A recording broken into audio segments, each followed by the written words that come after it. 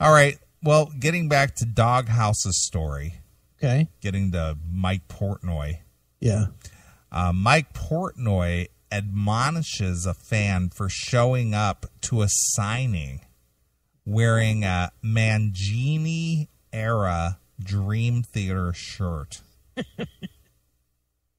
Okay.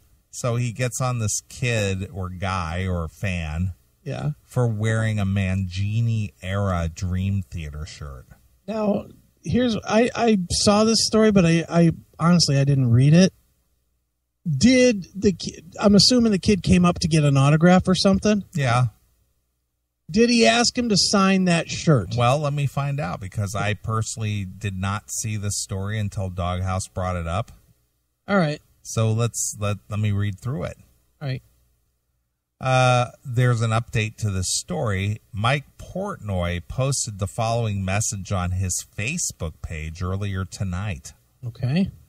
Once again, everyone's got their panties in a bundle and have taken a post of mine and turned it into sensational news.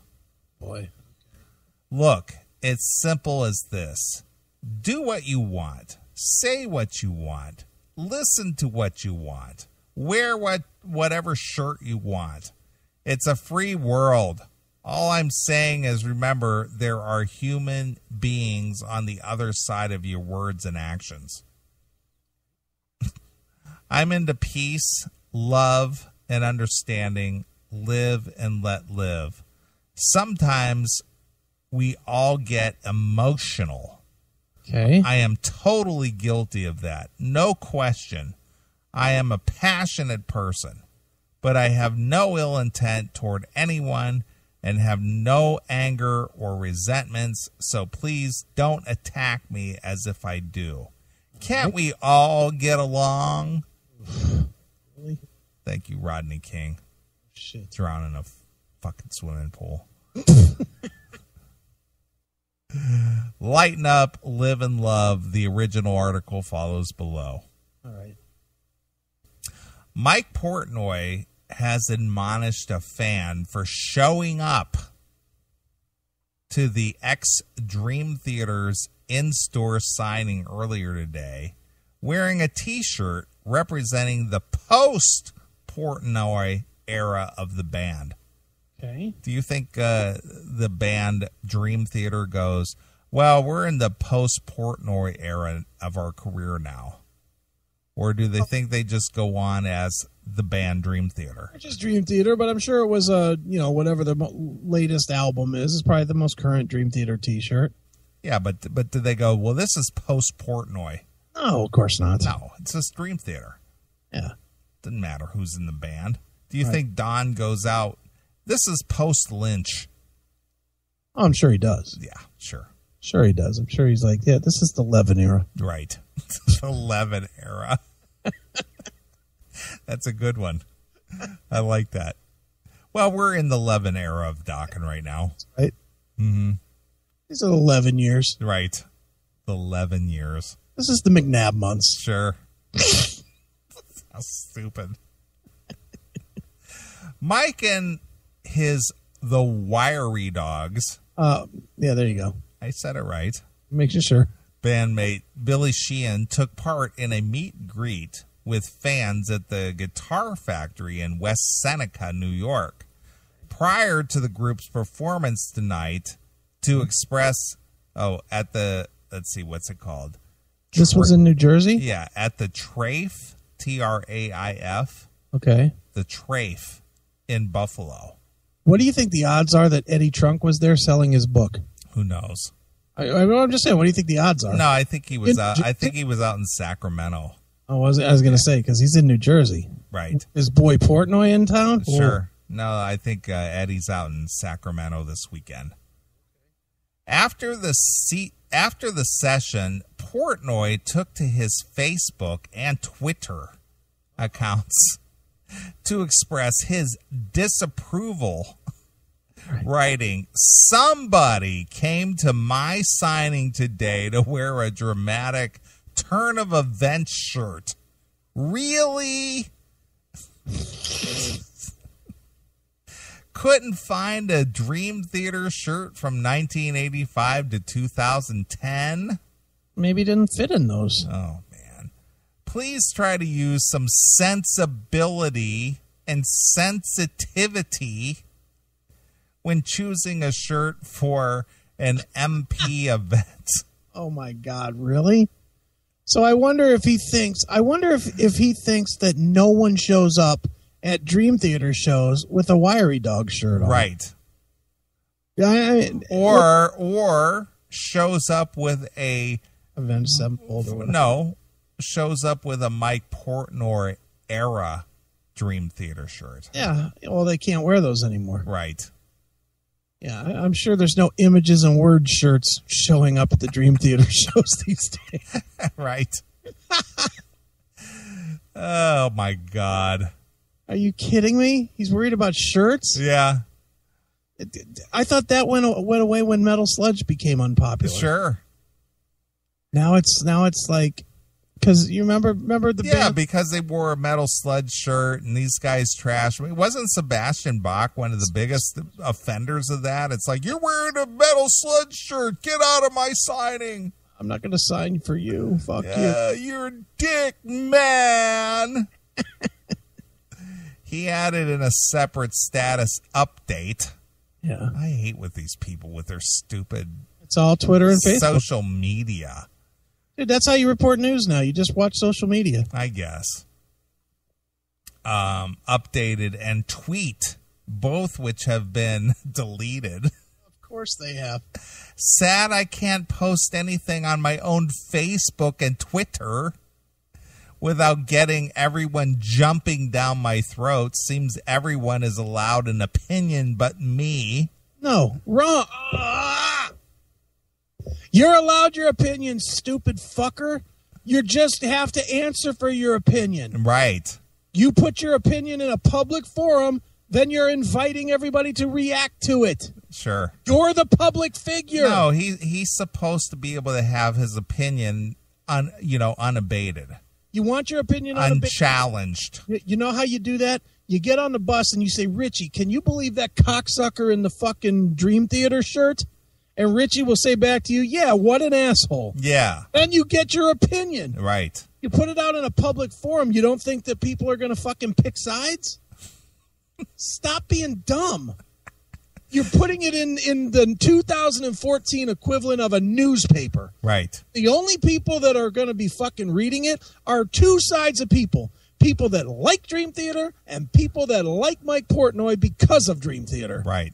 Those are the people that are subscribed to his Facebook, and those are the people that are subscribed to his Twitter. And Bitch Boy's going to bitch about that? Yeah. Well, see, I'm supposed to be allowed to say what I want to say, but you're not supposed to be allowed to respond to it. Yeah, well, guess what? It doesn't work like that. If you want it to work like that, close your Facebook and Twitter. Right. Or give it to your manager and let your manager only post news. Right. Because that's what a lot of bands do. Sure.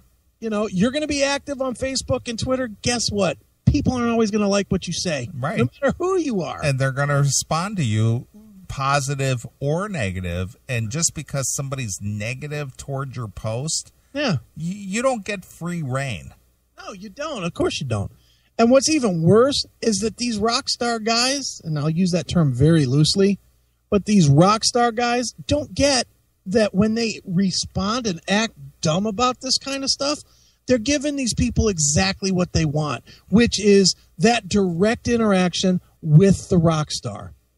That's the only reason people follow each other closely on Facebook or Twitter. Right. That's the only reason casual fans follow band individuals, is because they wait. And you see it all the time. People, dude, I know you've been playing with Twitter a lot. Yeah, a little bit. Yeah. I know you follow Anthony Sure. Cunha. Am I wrong in saying that 9 of every 10 posts is somebody begging for a retweet? Yeah, it's Anthony, I'm a big fan. How about a retweet? Yeah. Which is saying what? That's saying, I want Anthony to acknowledge me. Right. I want Celebrity Guy to acknowledge me. And that's what Facebook and Twitter is when you have an open page. When you have an open page like Portnoy has on both Facebook and Twitter, you're putting out your words and somebody's looking to get attention. Sure. from you as the star. You're the star. You're going to say, we played a great gig tonight. And some wise ass is going to post back, yeah, you did, but this song sucked ass. Right. And if you respond to it, well, now you're giving him the attention that he wants from the rock star. Why doesn't Portnoy see that? Yeah, well, he doesn't get that he can't just he can't post something out there in social media with impunity. You're putting it in the newspaper, but because in 2014, the newspaper, when's the last time you saw a news story where they said, where there wasn't some goddamn Twitter or Facebook thing on the page? Right. On the screen, rather, saying, here, tweet us at fucking WKYCnews.com. You know, that's the way the world works now. Adjust. You want to have an opinion, fine. You don't want to argue about it, don't make it public. Yeah. Tell your friends, tell your manager, tell your sister, whatever.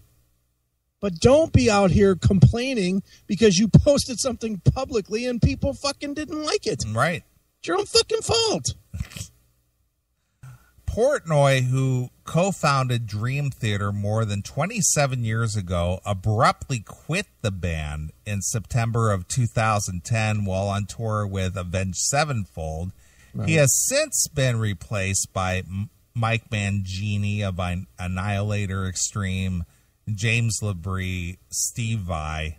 Right. Dream Theater's current lineup has recorded and released 2 studio albums without Portnoy, 2011's Dramatic Turn of Events and 2013's Dream Theater. Right. Asked in September of 2013 interview The Classic Metal Show, hey, why he bothered still answering Dream Theater related questions in an interview. Hey. I guess we're players now. I like it. Yeah. In an interview when he seems to get critiqued no matter what he says, Portnoy replied, because when I get asked it and then I say I don't want to talk about it, then that's what goes in print and that becomes the headline, and then I still get a bad guy. There's no winning. Yeah. So they're referencing the Classic Metal Show interview here. Of course. Love it. So it's just like, dude, accept the fact that you're a public figure and not everybody is going to love you. And you know what? And just for the record, I read Blabbermouth every day. I think you do too, don't you? Sure. I scan it real quick. Okay. When is the last time you saw a headline that said, so-and-so refused to answer this question? Never. I've never seen that. No. So that doesn't become the story. Nope. If you just say, I'm not answering questions about Dream Theater anymore, and I mean, he's got a legitimate out now. He can say, look, I haven't been in Dream Theater since 2010. It's almost been 5 years that I've been out of the band. And I'm not going to talk about this band. I don't know what they do anymore. Right. That's the answer. Sure. I don't pay attention to it. I'm on to other things. Are you going to go back to Dream Theater? You know what? That's not my choice to make. But what I am going to tell you is that I am in the Winery Dogs. The Wiry Dogs. Wiry Dogs. Right. Now, I don't even know which is the real one. Sure. And I got a call from CJ Snare, and he asked me if I wanted to drum for Rubicon Cross. Yeah, Reuben Cross. Reuben Cross. Right. Hey, Ellen Killcaller, you're on the air. Actually, I did see a headline where somebody refused to answer a question probably just 2 weeks ago.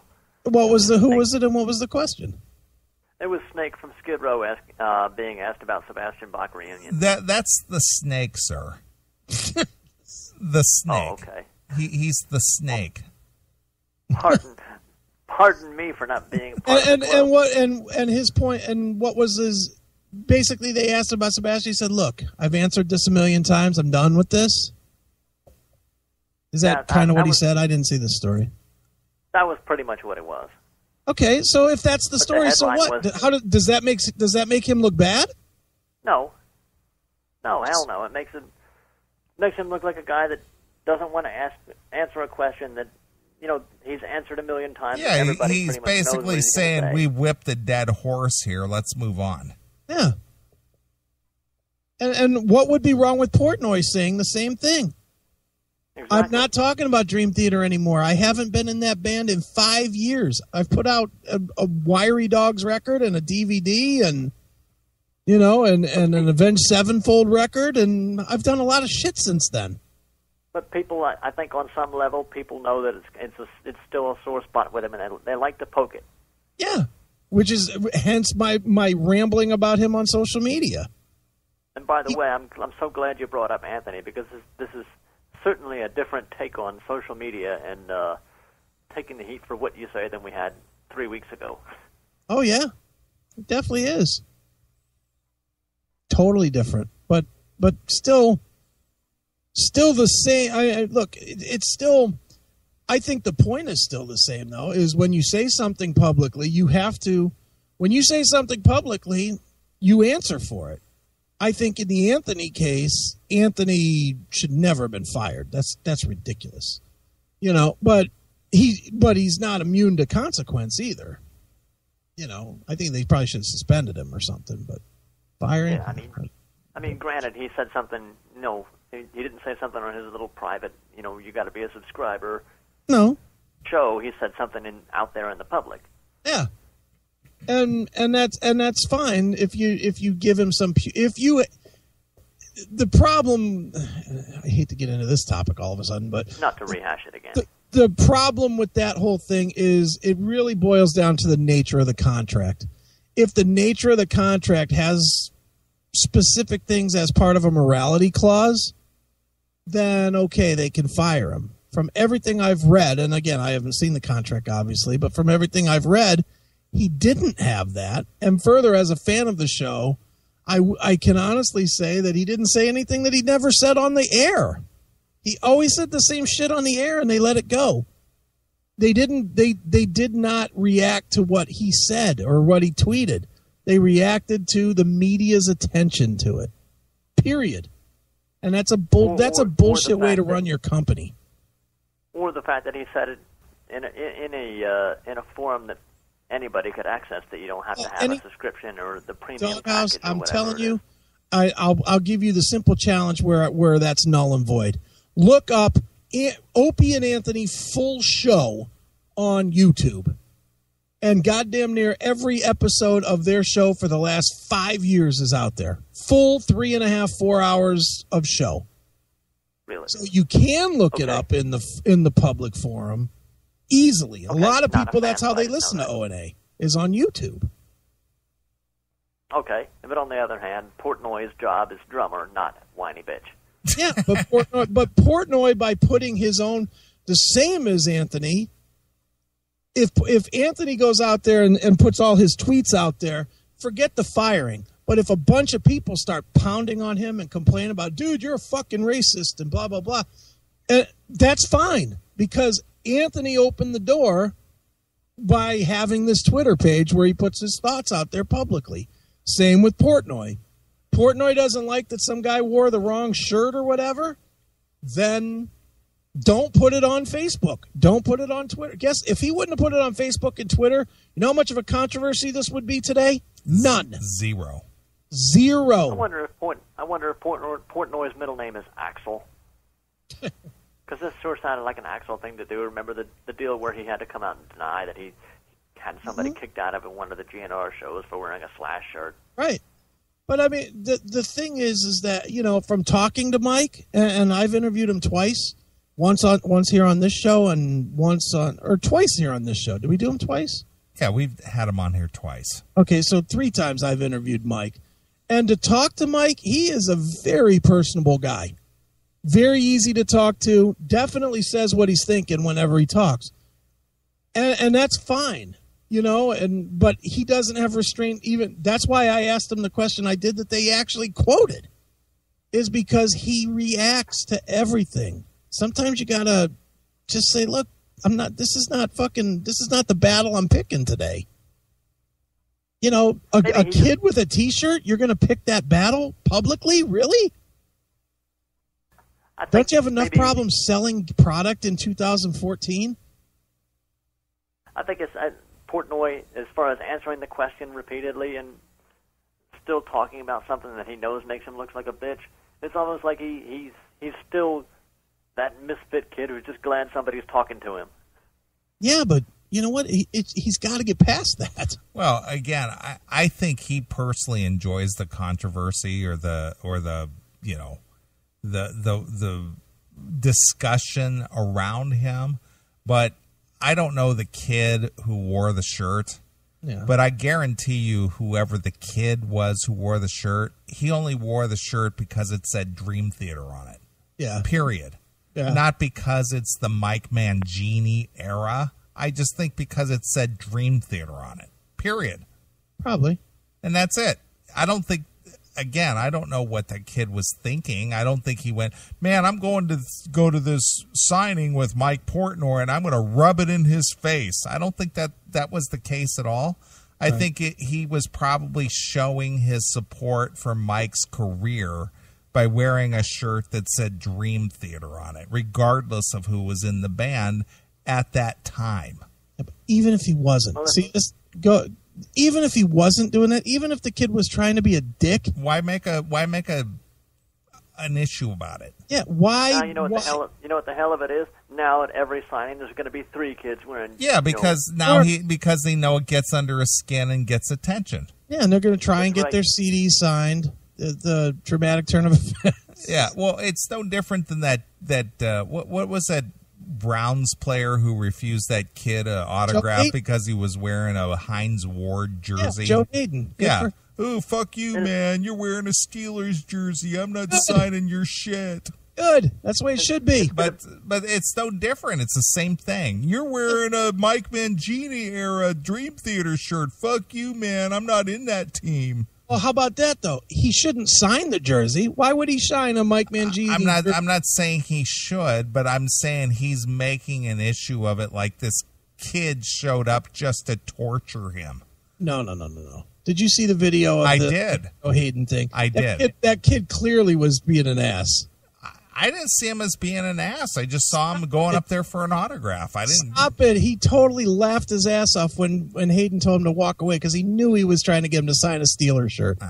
Signing the Steelers shirt, I wouldn't do. Well, why would he do that? I didn't see the part where he wanted him to sign his jersey. I just thought he was up there getting an autograph of some kind. He wanted him to sign the jersey. Oh, okay. I didn't really. Hayden said no. But I mean, they didn't throw him out for showing up in a Steeler jersey. True, but my point is I don't know that again. I don't know what that kid's intent was, be it Portnoy or Hayden. But I don't know that kid showed up at a Winery Dogs signing with this Mike. You said it wrong again. What? Winery? Oh, Winery the Wiry Dogs. The Wiry Dog signing, thinking, man, I'm going to torture Mike Portnoy by wearing this Mike Mangini era T-shirt. I don't think that was the case at all. No, and I would just throw into the mix that sports is competitive and music is not. Well, it is competitive. Music's not. Sure it is. Oh, it is not. Sure it is. Get the fuck out of here.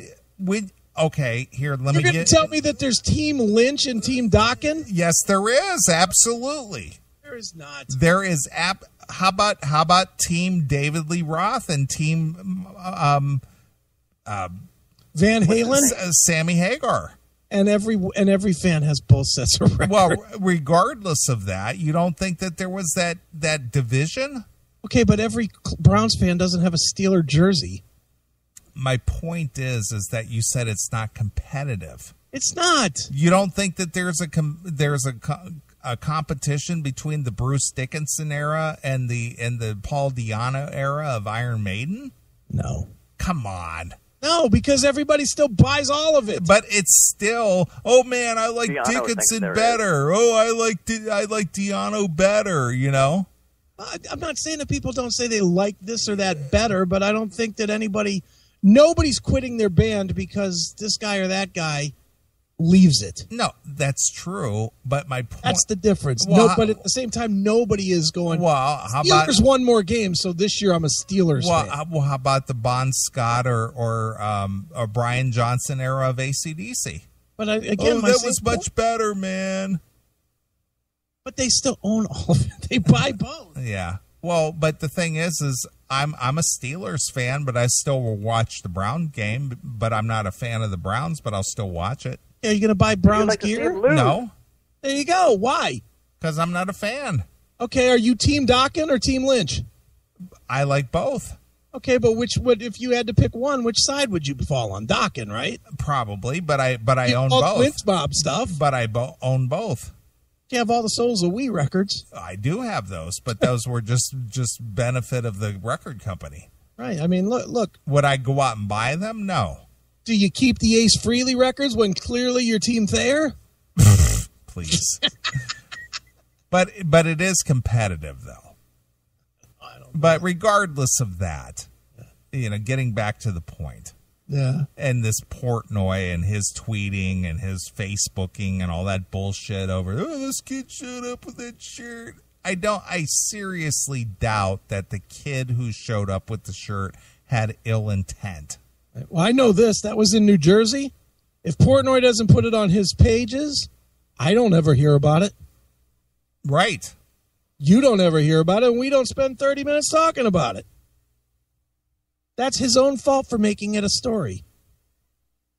Right? Even if the kid was malicious, so what? I mean, it's going to happen. Yeah, but in your thought process there, Doghouse, do you think that this kid, whoever this kid was, showed up to get at an autograph signing? Do you think he was rubbing it in his face saying, dude, I got this Mike Mangini era shirt and you weren't in it? Well, I mean, if it occurred to me that Portnoy is a whiny bitch about the whole thing and it's like a sore tooth for him, I'm not a genius. It's got to have occurred to some other people. But, odds are he probably wasn't. No, he probably wore it just because it said Dream Theater on it, period. Hell, maybe he got it from one of those, pre-order bundles, and it was the only Dream Theater shirt he had. So or he bought it at Hot Topic or something. Maybe he wasn't a fan of Dream Theater before. Maybe he's only a fan of the Winery Dogs. Right, the Wiry Dogs, sir. Wiry Dogs. Right.